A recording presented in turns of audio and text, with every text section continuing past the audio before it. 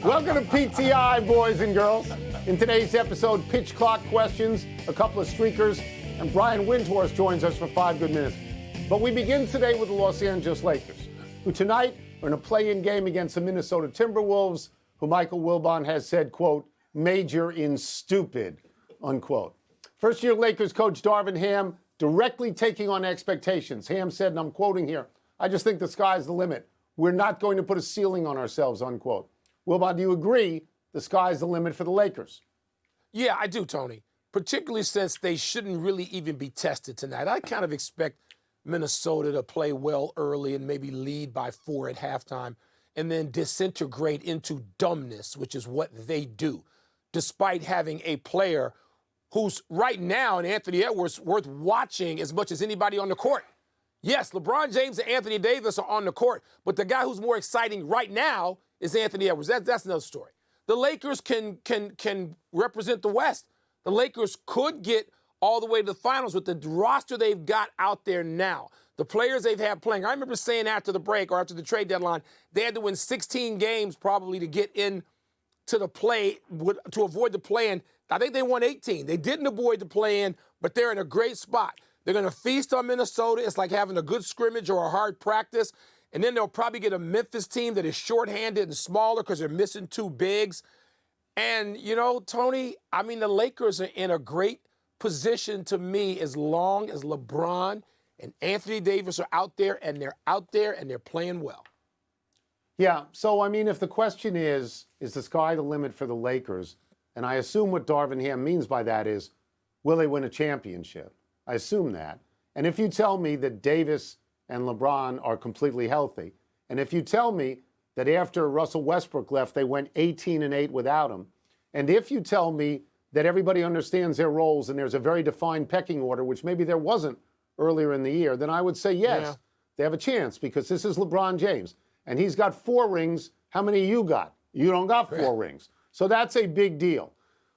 But you know that I like Phoenix better, and you know that I like Milwaukee and Boston better. But I'm mindful of the fact, Mike, I'm mindful of the fact that LeBron James and Anthony Davis won a title just a couple of years ago. I mean, that stuff counts if you've actually won the title. But do I trust Anthony Davis to be healthy throughout the next 2 months or something? No, I don't. Yeah. See, and that's a complicating factor for me, as is Kevin Durant on Phoenix, and as is the Golden State Warriors, which have, I think they're better than the Lakers, and they have as much star power. That's what the Lakers bring. They bring star power. And they got 4 also. Tony, all those are great points and valid points. I think by sky's the limit, Darvin Ham means getting to the finals.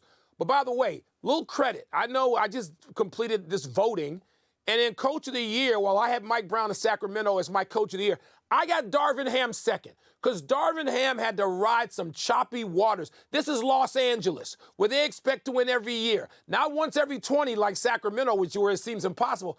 Darvin Ham has done a hell of a job, and you know, it's going to be worth watching the Lakers. Maybe not tonight worth watching the Lakers, but when we get to next week and they presumably get to the weekend and they get Memphis. Let's move to baseball's pitch clock conundrum. Keep the pitch clock for the playoffs. Before I answer this question, are there any more votes you'd like to reveal as to who you voted for, second or third or fourth, on any level? And if not, then I will move ahead. The pitch clock question. I am not immune to the lore and the lure of traditional playoff baseball. Understand that. The 2 things you mentioned, Eckersley and Gibson, I think that entire at-bat took about 6 minutes, if not 6 hours. You couldn't have that now. Even the Trout-Ohtani situation, at least 5 of those pitches, I believe, would have been pitch clock violations. Now, I get the fact that people change their rules in the playoffs. Hockey, for example, does not have shootouts in the playoffs. Football has a different overtime rule in the playoffs. And baseball's not going to have that ghost runner at second base in the playoffs, you know, in the 10th inning. Now, me personally, I think the pitch clock is working great. I don't know why you would take the pitch clock away. The only thing you're losing is somebody doing this with his wristbands constantly. That's all you're losing. Or spitting sunflower seeds, right. The baseball is there, and it's compacted without as you would say, the junk. So why would you change? You know what happens when they do 30 for 30 or they do a documentary and they include Kirk Gibson and Dennis Eckersley? About 5 of those 6 minutes of that footage, that video footage, it gets left on the edit room floor because nobody's watching that. You're watching the action, which is about 12 seconds of it, and you can fast forward through all of it, and that's what you should do. So baseball can be stupid if it wants. It can go the route of the Minnesota Timberwolves and be dumb, or it can keep something that's working. Let's get back into the NBA with our great friend, senior NBA writer, Brian Windhorst. Let's start with this. The Hawks and the Heat play in the early 7-8 game tonight. Jimmy Butler, who I think always has confidence no matter what he's facing, he has predicted a Heat win. Do you believe he has good reason to have this confidence? Wouldn't it be great if you predicted a Heat loss? Like if there was anybody who would say that their team would lose, I could see Jimmy doing it just to upset his teammates. I could see him as like a test. The thing about the Heat is nobody really respected them last year when they were the 1 seed. Everybody thought, well, they're going to get beat, and they went all the way down to the last 15 seconds of Game 7, and they almost were in the finals. Also, Jimmy Butler doesn't really care about the front half of the season and only marginally cares more about the second half. And then when he gets into the postseason, turns into an absolute demon. So if Jimmy Butler believes in his team, that's kind of all you need in a 1-game playoff. I would be stunned if the Heat weren't in the postseason, either by winning tonight or if they lose, winning in their second chance at home on Friday. The Heat are they're almost like playing a service academy in football. You know, you hate playing against the option because it messes you up and you won't prepare for it. You should win, but you don't. Eric Spoelstra plays all kinds of tricky zone defenses. They kind of get under your skin. It's a hard place to play. If I were the rest of the NBA, I would hope Jimmy is wrong, and I certainly wouldn't want to play him by with the Boston Celtics, who had all kinds of trouble getting him out in 7 last year. All right, let's go from Miami to Los Angeles, where the Minnesota Timberwolves will be playing against the Lakers tonight. Brian, Rudy Gobert, of course, is out with a 1-game suspension. Jaden McDaniels, of course, is out because he punched a wall. This team majors in dumb every year. So why does Anthony Edwards, a star in the making, why, if he does he want to put up with this nonsense? I think Anthony Edwards doesn't care 1 iota about last year or last month or yesterday. I think he believes he can win any game at any time, and the rules heavily incentivize it. So come this offseason, they are going to offer him a contract extension, and I suspect he will take it. Now, whether he wants to be there long term, that's been a problem in Minnesota. A number of their star players in the past, KG, although he gave them a while, Kevin Love, Jimmy Butler, all said, I want to get out of here. Now, Karl Towns has signed a big extension. He's pretty committed. The Wolves have to believe that the pairing of Towns and Edwards with Gobert to help them defensively will work long term. They're going to be on some clock because no player waits forever. But they are very fortunate that Anthony Edwards is very young and very, very focused on what's right in front of him. And so he is a treasure. He reminds me of Ja Morant, seeing him early in the NBA, where you looked at him and said, this guy is going to win this team big games for a long time, or some team. I am very, very bullish on his future, as I was very bullish on Ja after seeing him his first couple years in the league.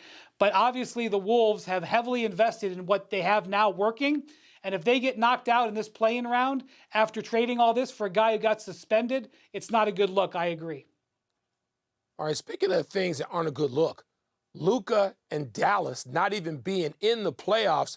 And Luka has said, Brian, as you know, that he's happy in Dallas. Tony and I don't believe that for 5 seconds. What are you hearing? What do you believe? I mean, why wouldn't Luka go the way of so many other stars in 24 hours and say, I'm requesting a trade? Well, I'm not sure if Luka is, it's ironic he would say that he was happy because we almost never see Luka happy. He's constantly displaying that he is irritated or unhappy all the time, no matter what's happening.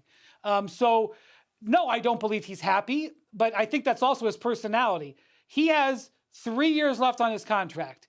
We start to see action in the NBA on star players when they get to 2 years left on their contract, because that's when they can extend.